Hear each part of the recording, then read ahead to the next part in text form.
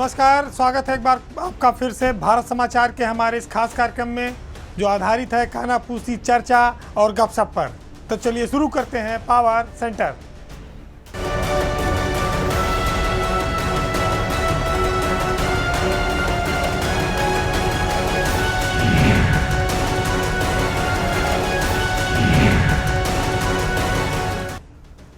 या तो आदमी प्यार मोहब्बत में बहुत लंबा इंतज़ार करता है या तो राजनीति में। सियासत ऐसी चीज़ ही है कि मन में दर्द चाहे जितना हो लेकिन बोल नहीं सकते। उत्तर प्रदेश में योगी मंत्रिमंडल का पहला विस्तार अभी तक प्रतीक्षित है और यह विस्तार रहस्यमयी होता जा रहा है। वहीं दूसरी ओर उनके जो सहयोगी दल हैं उनको इंतज़ार बहुत खल रहा है। उनसे बड़े सवाल पूछे जाते हैं जिसका जवाब उनके पास नहीं है। उन्होंने पहले कई तारीखें दी लेकिन उसके बाद भी वो मंत्री नहीं बन पाए। एक और मंत्रिमंडल का विस्तार टल रहा है, दूसरी ओर मिशन 80 की जो तारीख है लोकसभा चुनाव की वो लगभग नज़दीक आ रही है। ऐसे में जो भाजपा के नए नए दोस्त हैं ओपी राजभर, उनकी उम्मीदें लगातार जागती रहती हैं और उन्हें लगता है कि अब तक तो जो हुआ अब दिसंबर का महीना नहीं कटेगा, इस बार तो वो शपथ लेने में कामयाब हो ही जाएंगे। अभी जो चर्चा आई है उसमें यह है कि बीजेपी का शीर्ष नेतृत्व 3 तारीख के परिणाम के बाद उत्तर प्रदेश की ओर रुख करेगा, ध्यान देगा और 5 दिसंबर से लेकर 10 दिसंबर के बीच यूपी में नए मंत्री बनाए जा सकते हैं कि उस समय करीब 8 मंत्रियों के पद उत्तर प्रदेश सरकार में खाली हैं। चाहे तो सरकार 8 लोगों को बना सकती है और इसमें पिछले 5 महीने से मिनिस्टर इन वेटिंग की तरह चल रहे हैं ओम प्रकाश राजभर। उनका नंबर 1 पर नाम तो है, लेकिन योगी सरकार में खाली सहयोगी दलों के अलावा बीजेपी से भी कई लोग मंत्री बनने की लिस्ट में हैं और उनको भी शपथ लेने का इंतज़ार है। तो लोग दिल्ली तक अपनी दौड़ लगा रहे हैं, बड़े बड़े शीर्ष नेताओं से मिल रहे हैं। आप देखेंगे कि इस लिस्ट में राजेश्वर सिंह को मंत्री बनाए जाने की चर्चा है। श्रीकांत शर्मा जो पहले ऊर्जा मंत्री रहे हैं वो भी इस विस्तार में जगह पा सकते हैं। श्रीकांत शर्मा मथुरा से हैं। पूर्व में मंत्री रहे योगी सरकार में सिद्धार्थ नाथ सिंह भी मंत्री बनने की लाइन में है, उनको भी मंत्री बनाया जा सकता है। इसके अलावा बीजेपी से आकाश सक्सेना जो रामपुर से आते हैं उनको भी मंत्री बनाया जा सकता है। लेकिन जो सबसे बड़ा संकट है, संशय है, मुख्यमंत्री योगी आदित्यनाथ ने भी जिस पर आज तक बयान नहीं दिया वो है दारा सिंह चौहान। दारा सिंह चौहान को इस सरकार के विस्तार में मंत्रिमंडल में शामिल किया जाएगा या नहीं, इसको लेकर काफ़ी विरोधाभासी स्थितियां हैं। ओम प्रकाश राजभर अपना तो मंत्री बनने का दावा करते ही हैं, साथ ही वो ये भी कहते हैं कि हम तो बनेंगे और दारा सिंह चौहान भी मंत्री बनेंगे। हालांकि 5-6 बार इस बीच वो मुख्यमंत्री से मिल चुके, मुख्यमंत्री राज्यपाल से मिल चुके। कई बार यह हुआ कि अब विस्तार हुआ तब विस्तार हुआ, लेकिन आज तक विस्तार नहीं हुआ। तो विस्तार की ये कहानी अब लगता है समापन की ओर है और जैसे ही 4 राज्यों के 3 तारीख को चुनाव परिणाम घोषित होंगे, चूँकि 5वां राज्य मिजोरम है जिसमें काउंटिंग 4 दिसंबर को होनी है, उससे बहुत ज़्यादा फर्क नहीं पड़ना है। तो अब फर्क का टाइम आ गया है। ओम प्रकाश राजभर के साथ कितने लोगों की लॉटरी लगेगी, कितने नए चेहरों को मौका मिलेगा, ये 5 से 10 दिसंबर के बीच लगता है कि अब ये मंत्रिमंडल का विस्तार पूरा कर लिया जाएगा। अब बात खाकी और खादी के गठजोड़ की, यानी कि पुलिस और नेता की दोस्ती की। दोनों किससे कितना प्रभावित होते हैं ये आप आए दिन देखते होंगे। जो सत्ता में है, ताकत में है, पुलिस उसके आगे पीछे घूमती है, गांव कहते हैं कि दुम हिलाती है। लेकिन जब वही नेता सत्ता से हट जाता है तो उसको उसी पुलिस के डंडे भी खाने पड़ते हैं। तो पुलिस का बड़ा इंपॉर्टेंट रोल समाज में रहा है, लेकिन ये खाकी वाले, ये पुलिस के अफसर, ये नौकरी में रहते ही नेता बनना चाहते हैं। बहुत लोग नौकरी के बाद नेता बन जाते हैं। बहुत सारे लोग सियासी चोला इसलिए ओढ़ते हैं क्योंकि अतीत में किए गए पापों को दबाए रखा जा सके और उनके ऊपर कोई हमला ना होने पावे।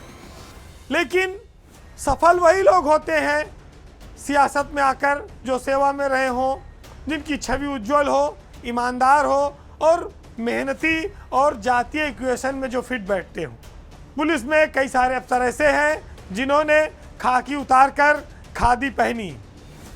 हालांकि जब वो अपनी नौकरी में थे तो उस दौरान बहुत सारे अफसरों की राजनीतिक निष्ठा अपने राजनीतिक नेतृत्व के प्रति अलग अलग रही है और ऐसे अफसरों में बहुत सारे लोग शुमार रहे हैं। लेकिन जब उन नेताओं की ताकत घटी तो अफसरों ने भी पार्टी और पाला दोनों बदल लिया।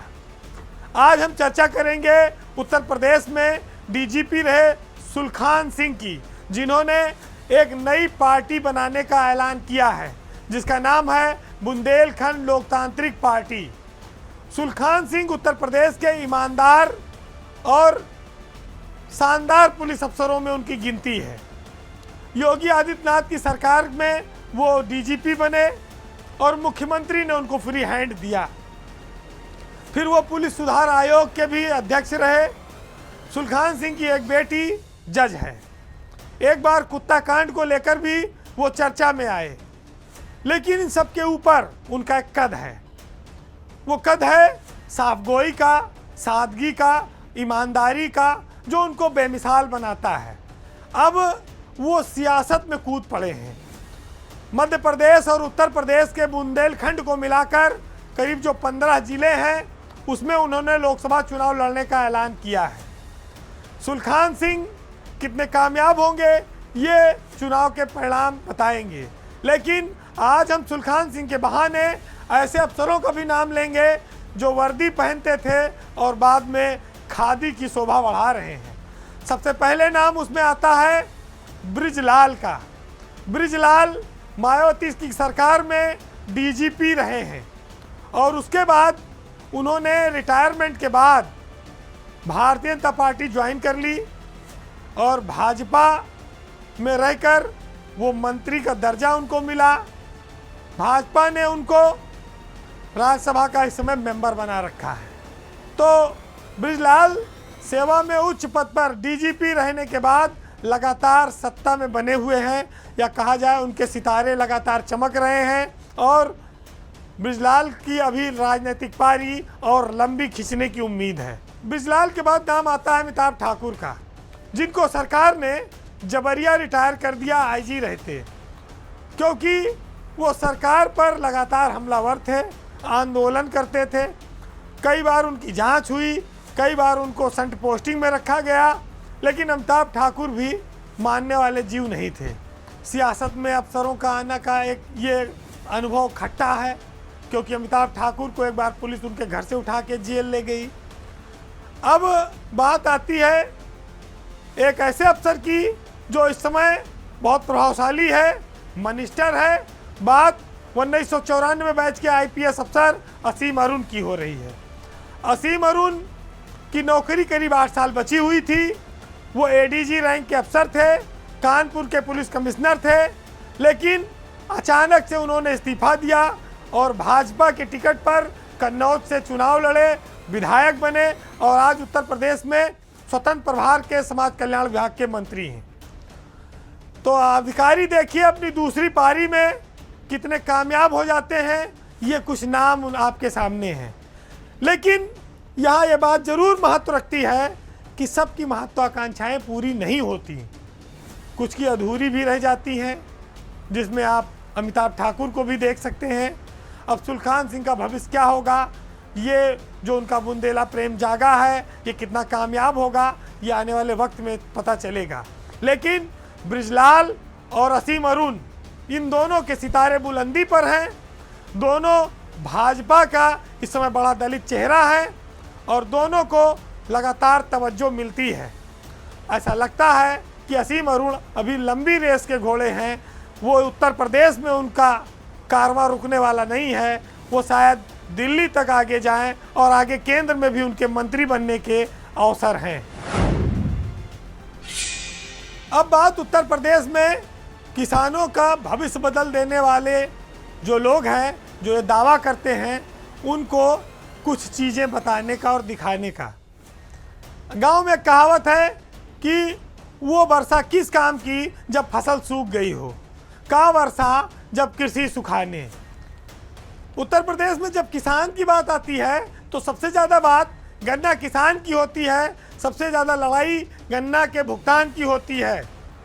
सरकारें भी खूब डफली पीटती हैं, लेकिन इसके इतर भी बहुत सारे किसान इस प्रदेश में हैं जो गन्ना की बुआई नहीं करते हैं, लेकिन उनकी ओर ध्यान कम जाता है।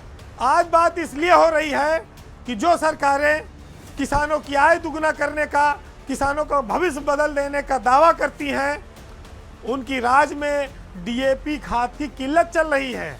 किसानों को डीएपी खाद नहीं मिल पा रही है। सेंट्रल यूपी और पूर्वांचल में इन दिनों भयंकर संकट है डीएपी खाद का, और इस पर उत्तर प्रदेश के कृषि मंत्री सूर्य प्रताप शाही चुप्पी साधे हैं। आज एक बात और कहूँगा कि सरकार किसानों को मिनी किट बांट रही है, राई, सरसों और मसूर के। लेकिन आपको मालूम होगा कि सरसों की बुआई का वक्त जा चुका है। 15 सितंबर से लेके 15 अक्टूबर तक सरसों की बुआई का सीजन होता है, और आज हम दिसंबर में खड़े हैं।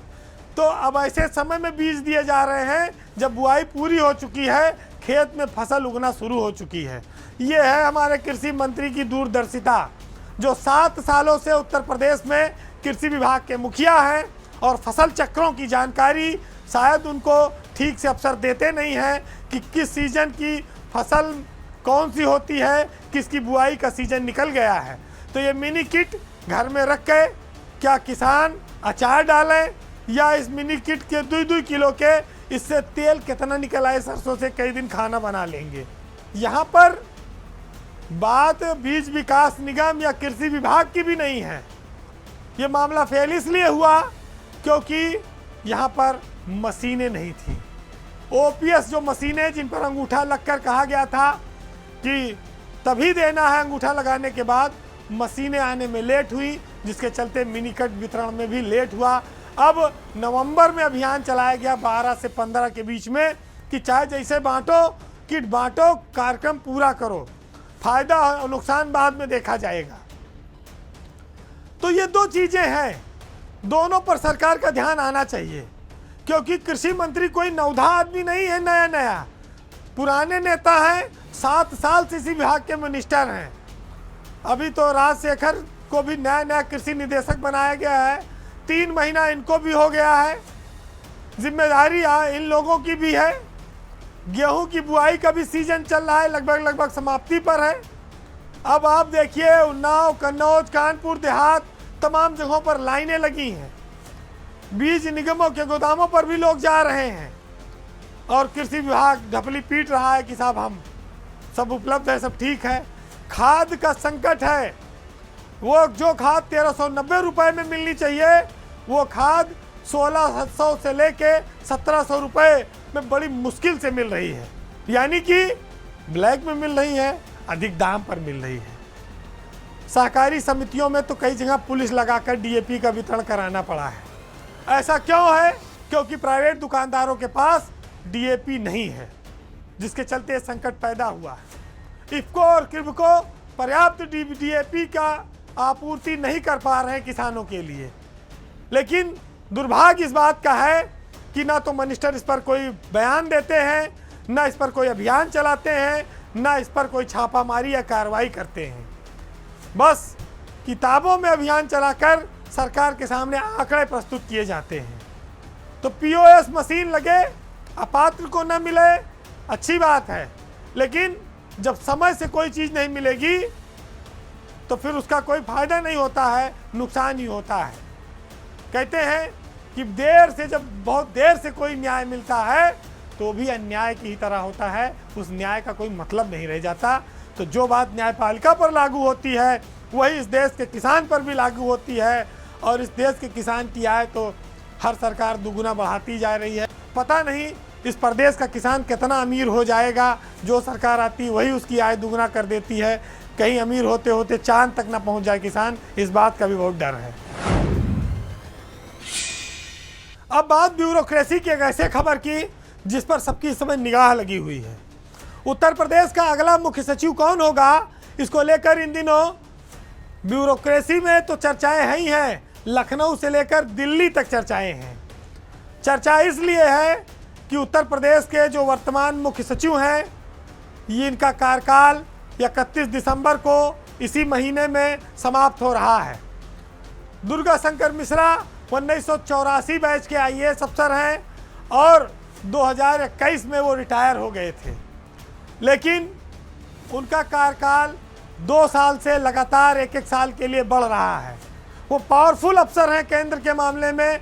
शायद इस देश में, उत्तर प्रदेश के इतिहास में कोई अफसर ऐसा नहीं हुआ आज तक कि जिसको मुख्य सचिव के रूप में एक साल का 2 बार सेवा विस्तार मिला हो, और 2 साल से वो एक्सटेंशन पर हैं। उत्तर प्रदेश का मुख्य सचिव रिटायरमेंट के बाद 2 साल से अपनी सेवाएं दे रहे हैं।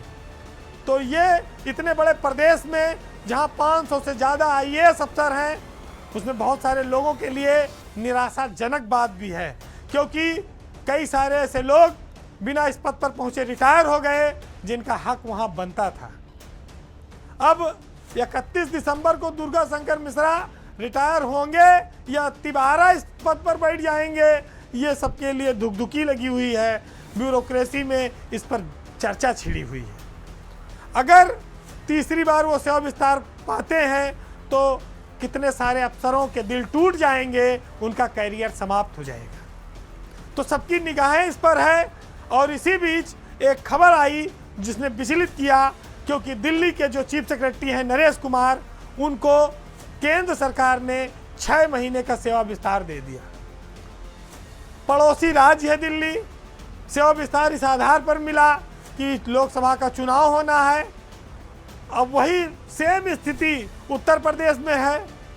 अगर दिल्ली में सेवा विस्तार हो गया तो यहाँ भी दुर्गा शंकर मिश्रा जी को ना अब की बार 1 साल दे, हो सकता है वो 6 महीने वाला लाके पकड़ा दें कागज। तो ये थोड़ा से अब इक्वेशन बदल रहा है। अभी तक तो ये था कि इस बार मिश्रा जी चले जाएंगे, क्योंकि बहुत लोगों को निपटा चुके। 85 निपट गया पूरा बैच, 86 चला गया, 87 में इक्का दुक्का बचे हैं, वो भी सब बिना चीफ सेक्रेटरी के पद तक पहुँचे रिटायर हो जा रहे हैं। 88 में आधे से ज़्यादा निपट चुके, वो भी घर जा चुके। अब एकमात्र अफसर बचे थे 1988 बैच में, जो इसके प्रबल दावेदार थे, मनोज सिंह। लेकिन ये दिल्ली वाले फार्मूले ने थोड़ा से नाव डगमगाई है, लोगों के विचार में बदलाव आया है। अभी पहले आपको बताएं कि मनोज सिंह, अभी उनकी नौकरी लंबी है, यानी कि 2025 के जुलाई तक उनकी नौकरी है। लेकिन अगर नरेश कुमार की तरह दुर्गा शंकर मिश्रा का भी कोई दांव चल गया, तब तो फिर उनका कैरियर समाप्त हो जाएगा। भाई फिर 10 महीना 12 महीना बचेगा, उसमें कौन चीफ सेक्रेटरी बन जाएगा और क्या कितना लंबा खेल लेगा। तो ये एक बड़ी समस्या आ गई है। वैसे 1987 बैच में अभी 2 अफसर मनोज सिंह से पहले मौजूद हैं। एक तो हैं हेमंत राव, जो राजस्व परिषद के चेयरमैन हैं, वो फरवरी में रिटायर हो रहे हैं, हेमंत राव चले जाएंगे। फिर नंबर आएगा महेश गुप्ता का। महेश गुप्ता भी 87 बैच के मनोज सिंह से सीनियर हैं, लेकिन वो मई में उनका भी रिटायरमेंट हो जाएगा। तो ऐसे में महेश गुप्ता यही सोच रहे होंगे कि भैया फरवरी में राव साहब जाएंगे तो हमें राजस्व परिषद में 3 महीने के लिए चेयरमैन बना दे सरकार। वो दुर्गा शंकर मिश्रा को रिप्लेस करने के लिए कोई जुगाड़ जंतरा लगाएंगे, इसकी उम्मीद तो है नहीं, क्योंकि वहाँ लाइन लंबी है। अब मिश्रा जी भी फूल माला हर जगह लेके पहुँचे रहते हैं। अब देखिए क्या होता है।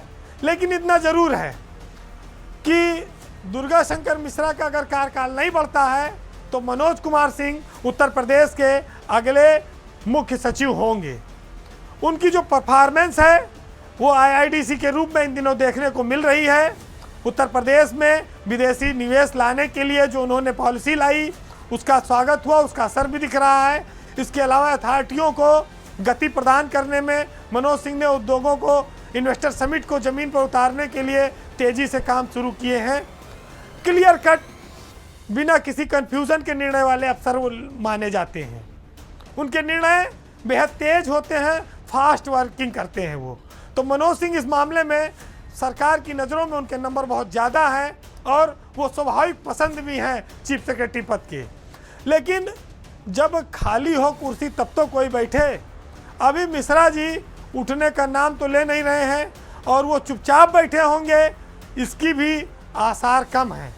वो दिल्ली में अपने उन्हीं पुराने संपर्कों को फिर से खंगालेंगे और ये दिल्ली वाला जो चीफ सेक्रेटरी का विस्तार हुआ वो दुर्गा शंकर मिश्रा को एक ऊर्जा तो देता ही है और एक उनको रास्ता दिखाता है कि नाउम्मीद मत होना, अभी बहुत सारे समय बाकी है, इंतजाम बाकी है। लेकिन एक्सटेंशन सेवा विस्तार जब जब हुआ कई लोगों का कैरियर बर्बाद हुआ, भविष्य बर्बाद हुआ जो उस पद के दावेदार अफसर थे। समस्या इस बात की है कि इतने उच्च पद पर पहुंचकर आखिरी में लोग गुमनामी में चुपचाप रिटायर हो जाते हैं, कहने की हिम्मत नहीं कर पाते क्योंकि सरकार की चाबुक से डरते हैं। जिंदगी भर मलाई खाने वाले लोग सरकारों के सामने अपनी आवाज़ बुलंद नहीं कर सकते। तो अफसर की तो वैसे भी पूंछ दबी रहती है हर जगह। बहरहाल थोड़ा इंतज़ार कीजिए, नया चीफ सेक्रेटरी पर से पर्दा हटेगा, रहस्य खत्म होगा और तस्वीर साफ होगी बहुत जल्दी। तो आज हम पावर सेंटर में इतना ही रखते हैं। आपको जाते जाते मुनव्वर राना के उस शेर के साथ छोड़ जाएंगे जो हकीकत से आपको रूबरू कराता है। वो ये बताता है कि जो बड़े बड़े लोग हैं जिनको हम बहुत अच्छा समझते हैं, वो जो बोलते हैं वो करते नहीं। तो उस पर आप ये शेर सुनिएगा कि अजब दुनिया है, ना शायर यहाँ पर सर उठाते हैं और जो शायर हैं वो महफिलों में दरी चादर उठाते हैं। और तुम्हारे शहर में मैयत को भी सब कांधा नहीं देते, हमारे गांव में तो छप्पर भी सब मिलकर उठाते हैं। और गज़ल हम तेरे आशिक हैं मगर इस पेट की खातिर कलम किस पर उठाना था, कलम किस पर उठाते हैं। नमस्कार।